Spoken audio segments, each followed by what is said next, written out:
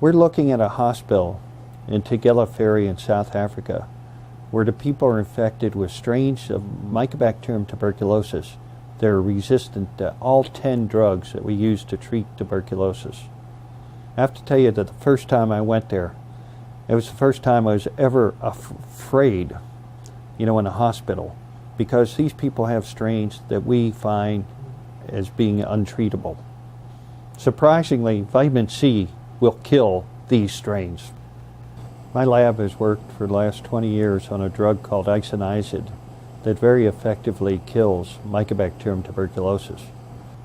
One of the new classes of mutations that we had isolated that conferred resistance to isoniazid allowed us to consider the possibility that a specific reducing agent was inactivating the isoniazid. So we added this with the isoniazid expecting that we'd get resistance, and to our surprise, it actually led to sterilization.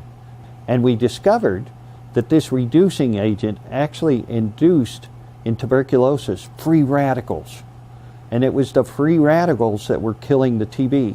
We decided to try another reducing agent. And in this case, we tried vitamin C.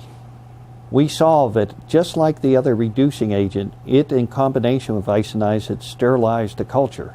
Even more surprisingly was when we left out the TB drug isoniazid and just had vitamin C alone, we discovered that vitamin C kills tuberculosis.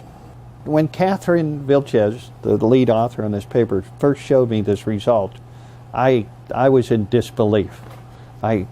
How could this be that vitamin C could kill tuberculosis? Our work has been published in the journal Nature Communications.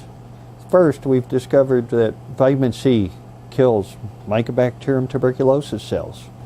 Then we asked, does this work against the drug-resistant strains that are plaguing the world? And in fact, it works not only on the multi-drug resistant strains, but the totally drug-resistant strains as well. One of the things that you would like in an ideal drug is have a drug that doesn't induce resistance. To this day, we have been unsuccessful in isolating vitamin C resistant mutants, which is very surprising. That's almost like the dream drug that you would like to have, that you never would get resistance.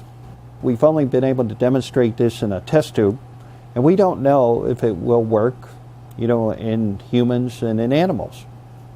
But in fact, before this study, you wouldn't have even thought about trying this study, in humans. And this would be a great study to consider because we have strains of tuberculosis that we don't have drugs for. And I know in the laboratory that we can kill those strains with vitamin C.